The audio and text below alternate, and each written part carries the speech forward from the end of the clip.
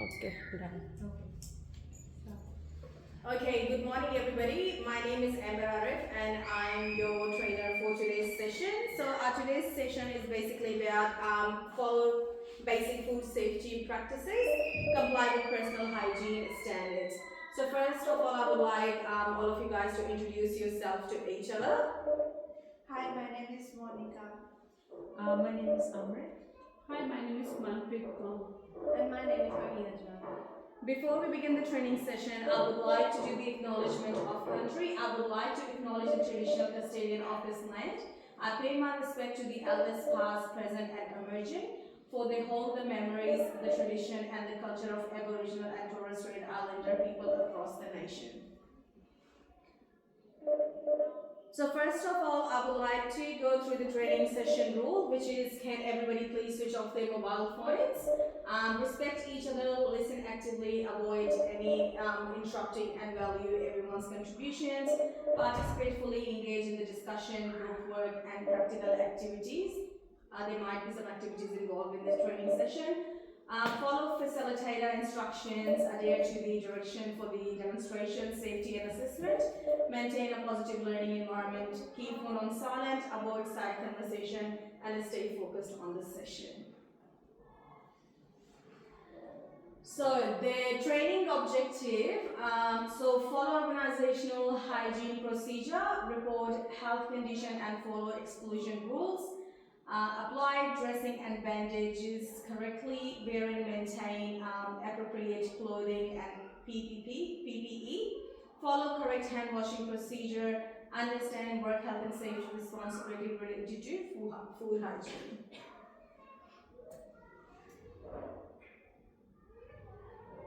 Okay, why hygiene matters in childcare?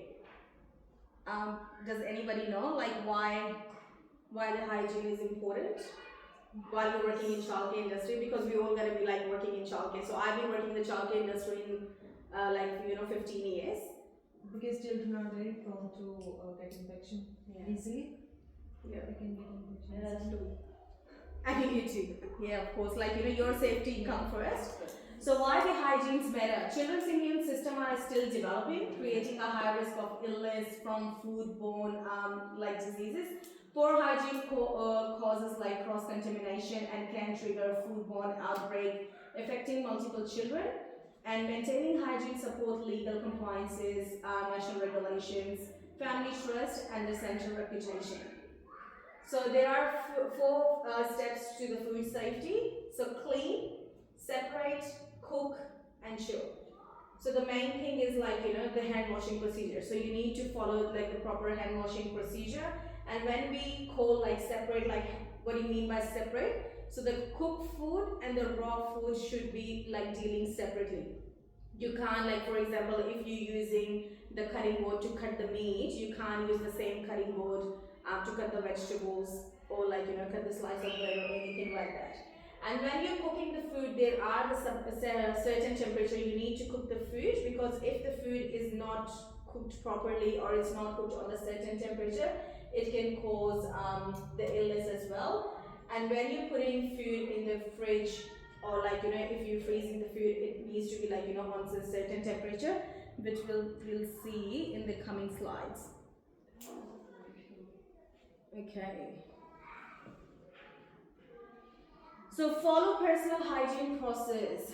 So wash your hand frequently and properly throughout your shift. So it's not like that you started your shift and you're working let's say 7.5 hours, you just wash your hand when you enter in the premises, and after that you just been doing whatever you're doing. So you need to frequently wash your hands. Keep nails short, clean and free from the nail polish. So there shouldn't be any paint or any art on your nails, because while you're dealing with the food, the pieces can fall in the food. Avoid touching your hair, face or jewelry while handling food. This is another reason you just need to keep in mind keep washing your hands. Use gloves when necessary and replace them between tasks. Do not eat, drink or chewing gum in food area. So always wash your hands even if you are wearing gloves. Gloves are not a substitute of washing hands. So the best food practice is like, you need to keep washing your hands, like, if you're dealing with the rubbish, or if you like, just in case if you touch your face or your hair or any part of your body, you just need to wash your hands. If you're dealing with chemicals, you need to wash your hands for everybody's safety. Report an illness or health condition. So if you're not feeling well, so don't be a superhero and please don't deal with the food, because it can make like everything worse. So symptoms to report: if you're vomiting, or if you're having like any diarrhea, if you have fever, you have cold sore, or any kind of skin infection. So you guys need to keep in mind, this is like all reportable symptoms. You need to let the organization know like as soon as possible, because you are the main person like who's dealing with the food, and this food's gonna be going in the room, and the children's gonna be like having those food, and it can cause like more damage than you guys thought. When to report: inform your supervisor before starting work. If you experience any of the symptoms listed, do not wait until the end of your shift or the next day. We can get sick anytime. You can get sick before your shift, you can get sick like in the middle of your shift, or you can get sick like after you finish work.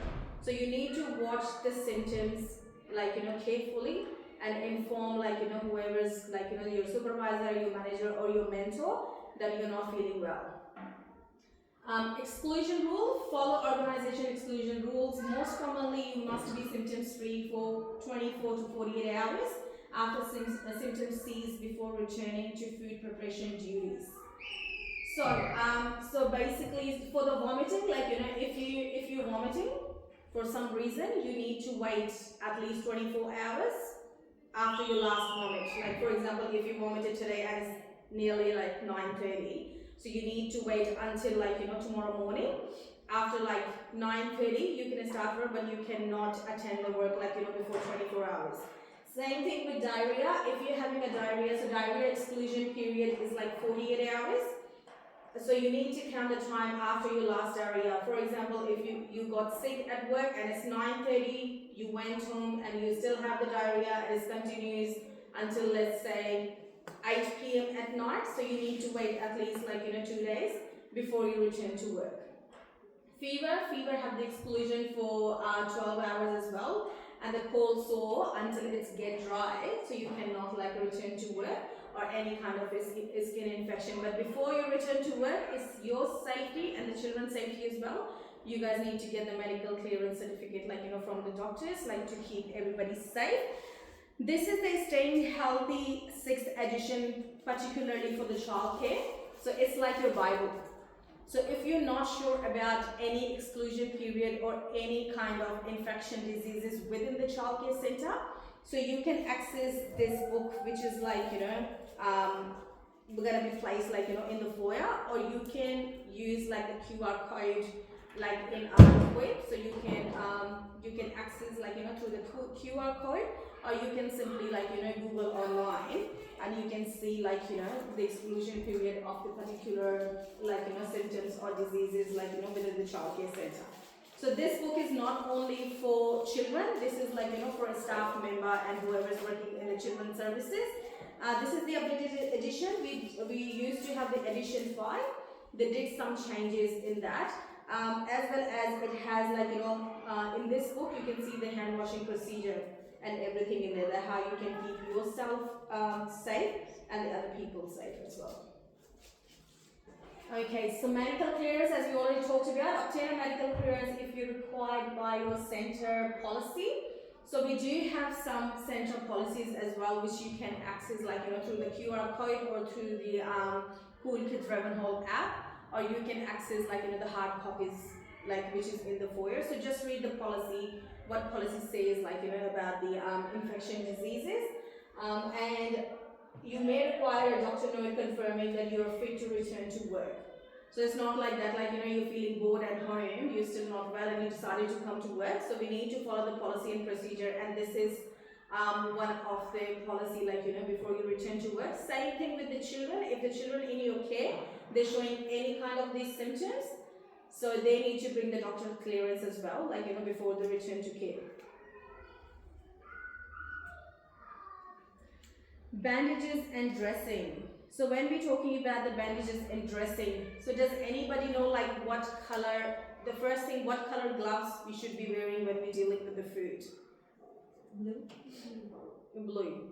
So why we wear like the blue color? Because if just in case, but if you're chopping something, or if the gloves get like ripped or break, and if it's like do get involved like in the cooking or anything, you can clearly see. That's why they choose like the dark blue color. And same thing with the bandages as well. So you can't just wear like any waterproof bandages. You need to wear like a proper bandage which you use like for the food safety. Again, the same thing with the bandages as well. They like why they're in blue color, just in case if they fall like any of the food. So cover all the cuts or sore with brightly colored waterproof bandages, which is blue. Always wear gloves over covered wound when preparing food. So bandages is not good enough. So making sure like you put the bandage on like in a proper manner, and then you need to put the glove on top of it. Replace bandages regularly or whenever they become wet or contaminated. So if you wash your hands, like as we mentioned, like when we are preparing the food, we need to like continuously like washing our hands. And when you're washing your hands, it's like pretty common that your bandage is gonna get wet, and once they get wet, there's a high possibility that it's gonna be like falling. So why blue bandage? So blue bandage are the industry standards because they are highly visible if they accidentally fall off in the food. This may makes contamination immediately detachable. And critical safety point, a bandage alone is not sufficient to protect. You must wear gloves over the bandage to prevent any risk of contamination. The bandage is falling into the food. So you guys need to be like vigilant, like while you're cooking. It's like as I mentioned before, it is a big responsibility to keep everybody safe, because you're the one person who's looking after the other like 130 people in your care. Okay, proper clothing and PPE and footwear. So clean uniform or apron worn daily and change if contaminated. So you cannot just wear like same apron or same thing like every day, because we are too lazy to wash it. So it's just like as I already mentioned, like it's about your safety and the safety of the children as well. So your hair always should tie back and cover the prevent contamination. So we do have like a safety cap. So you so just in case like if the hair falls in the food, again like it's contaminated. Close non-slippery toe shoes for safety and hygiene, just in case if you drop something. So that's why we say like you need to wear like proper safety shoes in the kitchen, because the area can be wet, anything can be fallen like while you're preparing the food, and it's about your safety and the hygiene as well. Minimal jewelry, plain wedding bands only.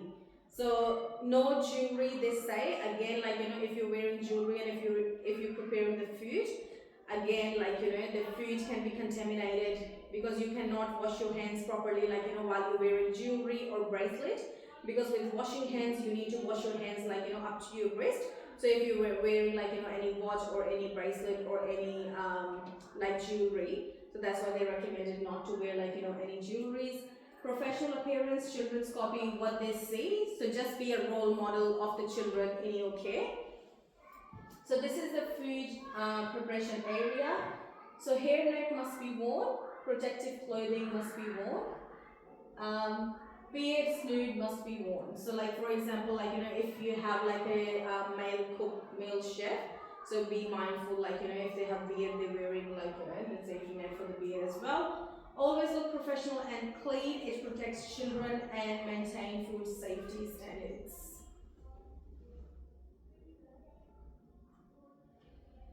Okay, effective hand washing. So how the effective hand washings look like. So maybe before we go ahead, so maybe I'll just ask you guys like how do we wash our hands? So we can wet our hands and then use little bit soap and rub your hand properly. Yeah. Like from outside and inside everywhere. and then wash it and then use like paper towel or something to dry your hands. Yeah. Is there any point missing? What do you think? Amrit, do you want to add something? Yeah, we have Well, to think steps like we need to follow. So there are steps. Okay, so then, which we yeah, have to there follow. are some steps which we need to follow. So in the next slide, I will show you the right steps, and maybe I'll try to put like a little video so you guys can get an idea. So effective hand washing procedure.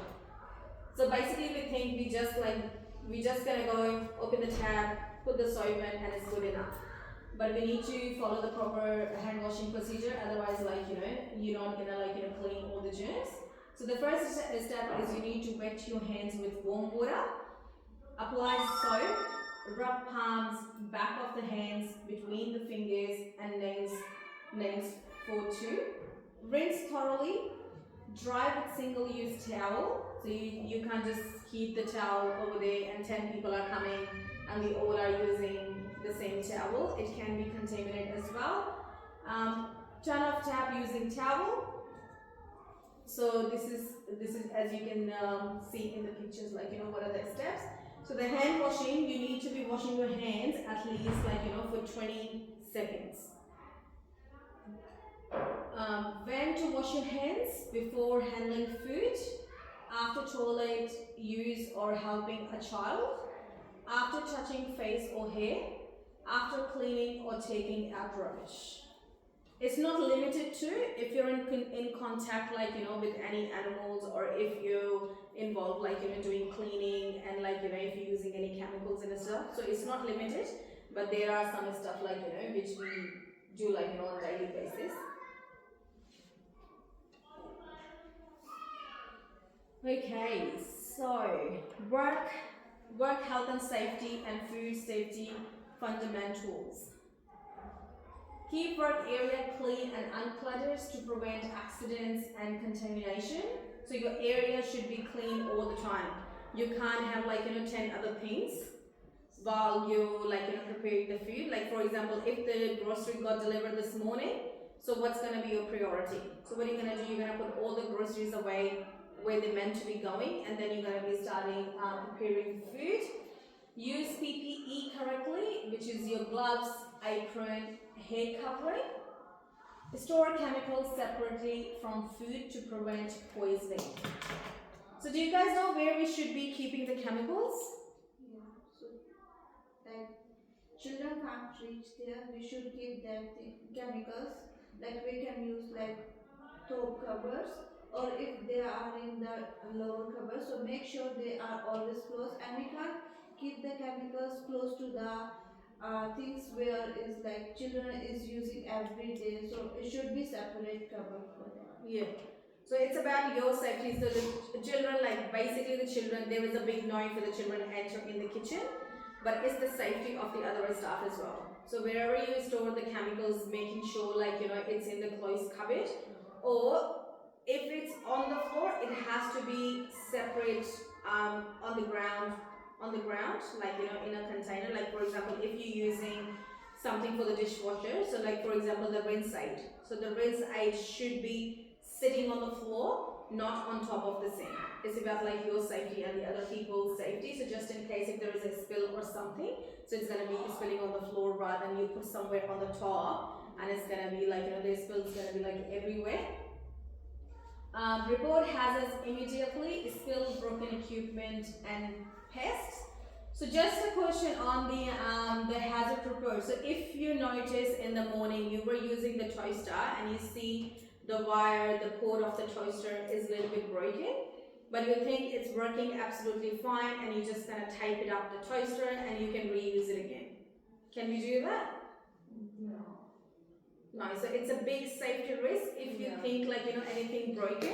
Even at your home, if you think anything broken or anything can be hazard for yourself and for the other staff member, you need to remove that object immediately. For example, I gave you the example of the toaster. So what are you meant to be doing for the safety of everyone? So you need to remove the toaster from the area, because you know that this toaster can't be used. Probably the other staff member who walked into their staff room or in the kitchen, they may don't know and they touch it, and it can cause like more damage than we think.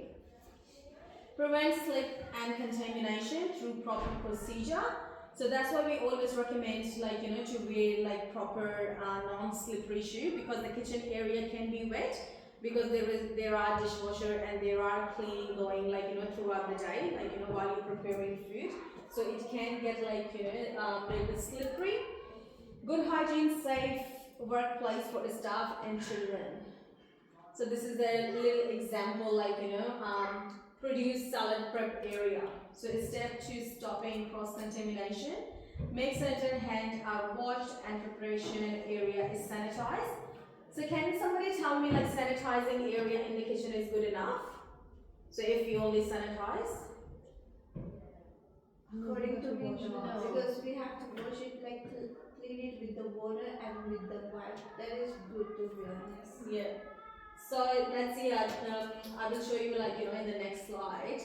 So step 1, sanitize and clean utensils must be used for each different task.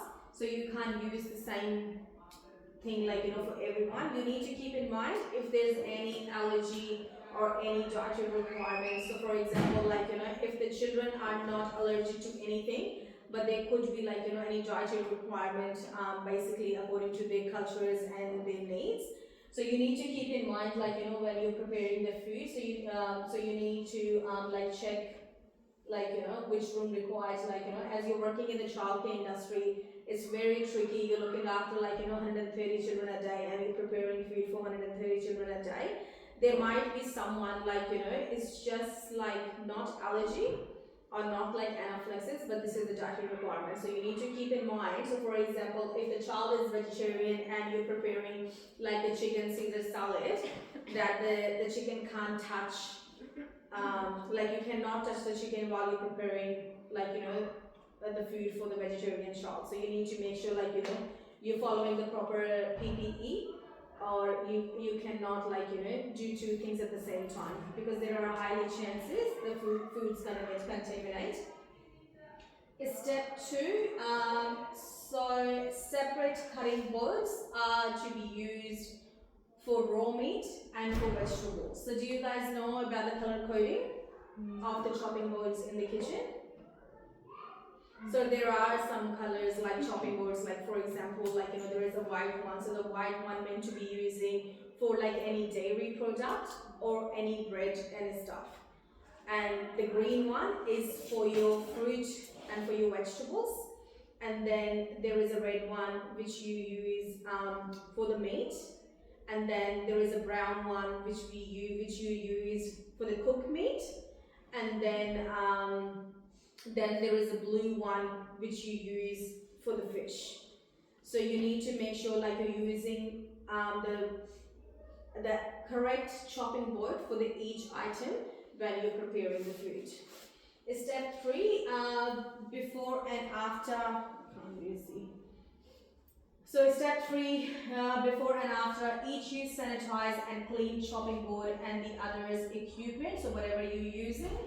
Step 4, before any or after each use of work surface, make sure like they clean and they sanitize. Preparing a food, like it sounds very easy, but there are like so many protocols to follow. So preventing physically hazard. So if we are talking about the preventing physically hazard, so when we say the hazard, what comes in your mind?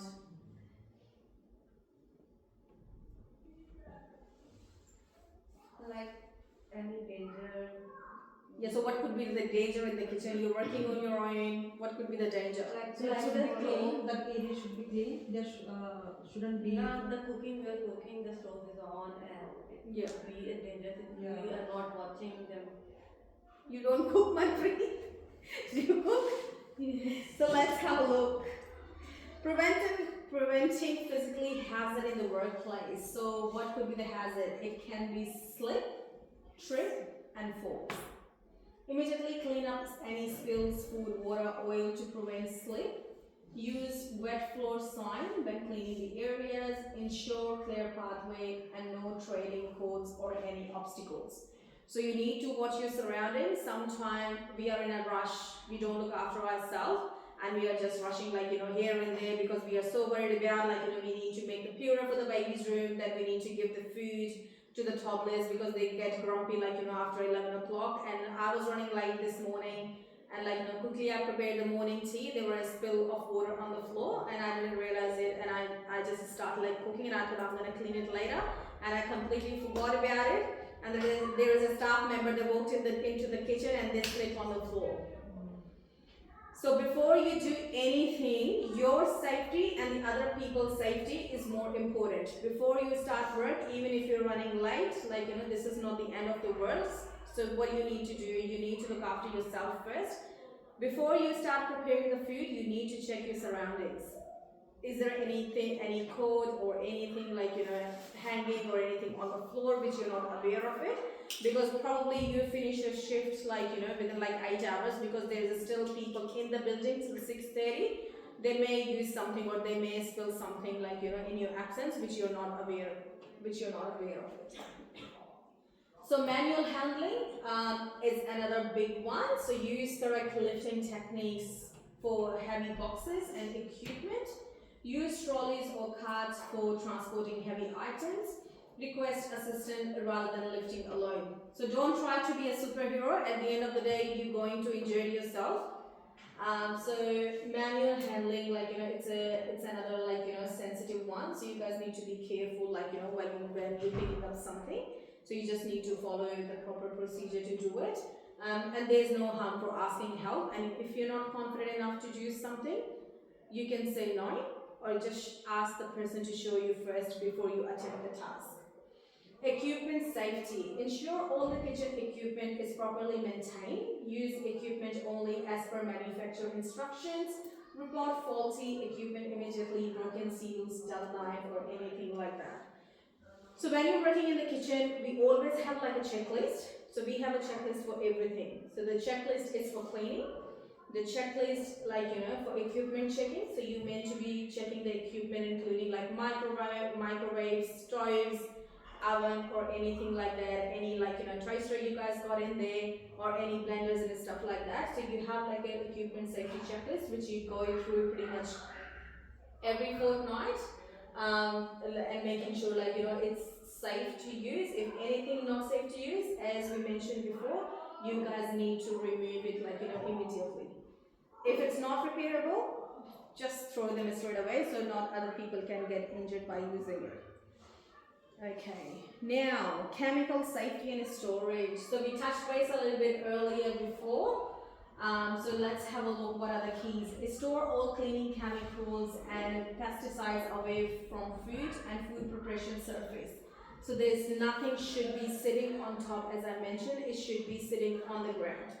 So if you're using any chemicals, ideally keep chemicals in separate locked cupboard to prevent accidental contamination. You know how to use these chemicals, but not the other people do. If you call in sick and they don't know how to use a proper chemical, like they can harm themselves. Never store chemical above food storage area where it still could contaminate food supplies. Like for example, you have top cupboards, and I'm thinking like it's not safe. Like if somebody walked into the kitchen, it's gonna be harmful for them. So I'm thinking just to store like somewhere high up there. But there are other foods, and there are foods sitting like underneath on the kitchen bench as well. So there is a big no-no. It can like break, spill anytime. Then it's gonna like contaminate all the food and everything.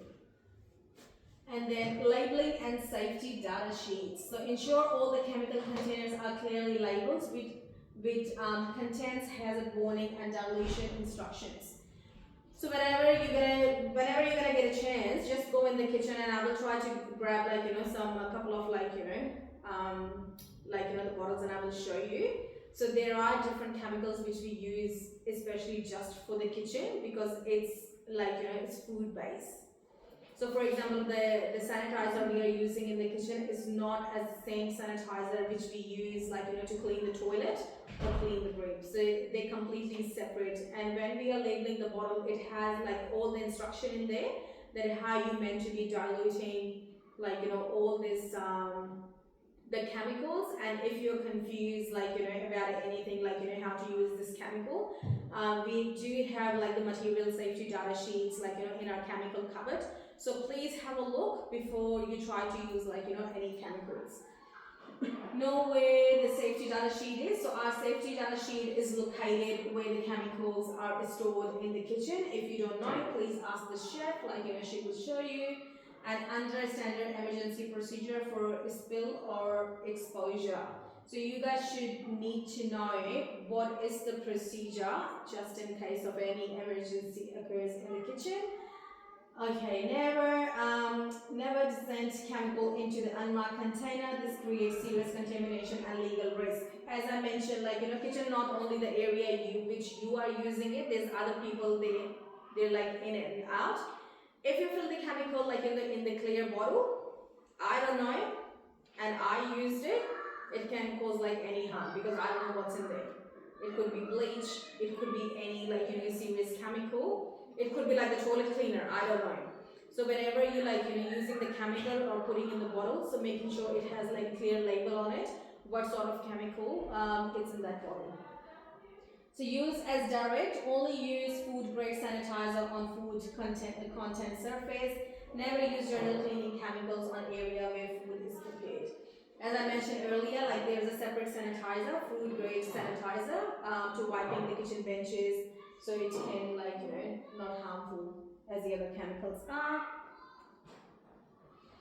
Hazard reporting and control measures.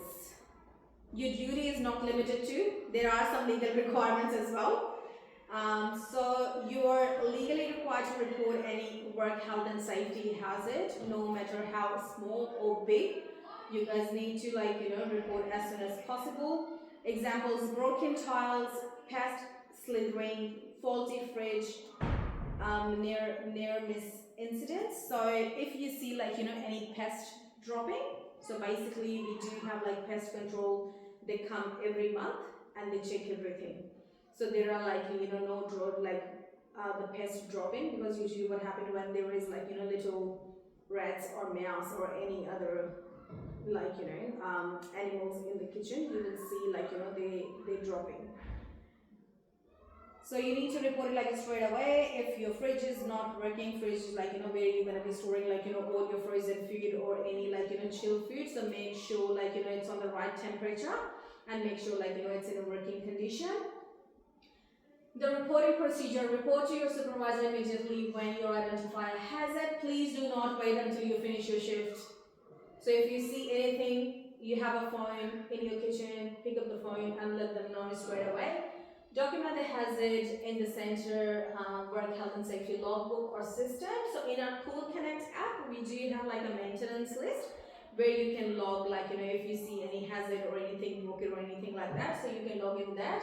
So as I mentioned earlier, if you see anything is dangerous, so just remove it from the kitchen straight away. Follow up to ensure control measures have been implemented, repair and replacement before the return to the kitchen.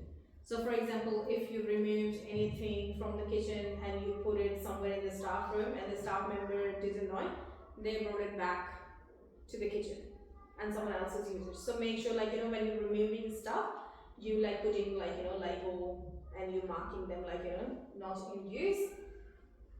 So let's have a look. Hierarchy of control measures. So elimination, remove the hazard entirely, most effective. Don't leave it substitution, use a safer alternative, engineering physical change to the environment. No, the last one. Okay, so this is the end of our session. So we're just gonna go through some questions. So before we go through the questions, do you guys have anything to ask or anything you guys are unclear about? So we can go through that slide again. So why do we use blue board for fish specifically? So that's why so you're not using the same, that's why they specify the categories, that's why they color coded. Other reason is you cannot use the blue one, so they just categorize, so you're not using the same thing for everything, because if there's only one color chopping board, you don't know which one you used before. So that's why they just color coded. So you're making sure, like you're using, like for example, for the raw meat and the cooked meat, they use like two different color chopping boards. The reason being because the cooked meat and the raw meat, like they have different kind of contamination in there. So when they cooked in this like certain temperature, you cannot cut them on the normal like chopping board. And like washing the chopping board, it doesn't mean it's like 100% like clean and clear. It can be still contaminated. So please do not use it even at home. If you're using the like your meat chopping board should be separate than your vegetable and fruit chopping board. So you're not like using the chopping like the same chopping board. The highly recommended one, they say like it's like the aluminium one. So it's like you can wash it like properly. It doesn't store any food pieces or anything in there. So there are like rarely chances of the contamination. If you're using like the wooden one, or if you're using the plastic one, there are highly chances that you can contaminate the food. It can easily like cross contamination can happen. So let's have a look. So personal hygiene and procedure. Which of the following is not a recommended personal hygiene practice when handling food? Wash hands frequently and properly. Keep nails short, clean and free from polish. Wear jewelry to maintain professional appearance, because we are working with professionals. So like we're gonna be coming like all dressed up, because it doesn't look good. Everybody is coming like nice looking in the jewelry. Use gloves when necessary and replace them between the tasks. So which one do you think is not related? Number C. So of course like so wear jewelry to maintain professional appearance. Your duty of care is to protect everyone and yourself. So what is the minimum duration of effective hand washing to remove what is this pathogens? 20 seconds. 20 seconds. Or you know what, the easiest way to remember, you can just sing the happy birthday song twice. That's what they say. This is the easiest way to remember. Like it's been like 20 seconds. When should you wash your hands during your shift? Select at least critical times. Before handling food, after touching your face or hair, after using the toilet, before taking a break in the staff room. Before handling the food. Least critical time. I think before handling food. No, before taking a break in the staff room. Yeah.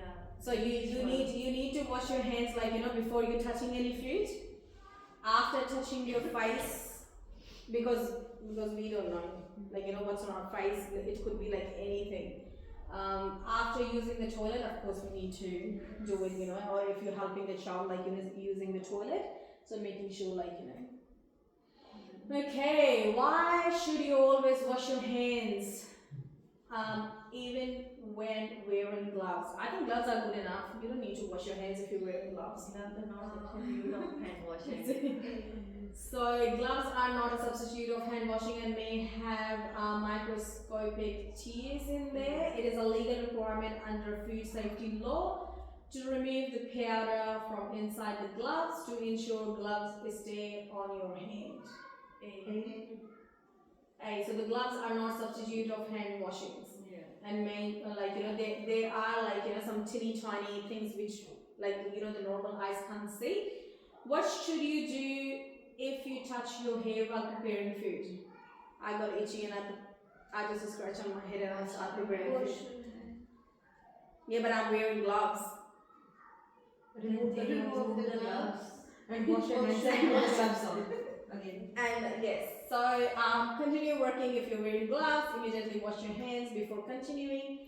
Change your gloves and continue working. Finish the current task and wash your hands. B. Immediately wash your hands and before you continue. That's it. Okay. Thank you so much everybody for coming. So our session doesn't end over here. So basically this training has 3 parts in there. So I will show you. So we are talking about the unit of competency, which is like follow basic food safety. So that was the first step which we just covered. It was So the first thing we talked about is comply with personal hygiene standards as required by the food safety. So we covered that part. So in our second training session, we will continue to learn about contribute to the cleanliness of food handling areas according to the food safety program. And our third session will be about follow food safety program. So before we continue to another training session, if you guys want to have like a 10-minute break, so we can do that before we continue. Thank you.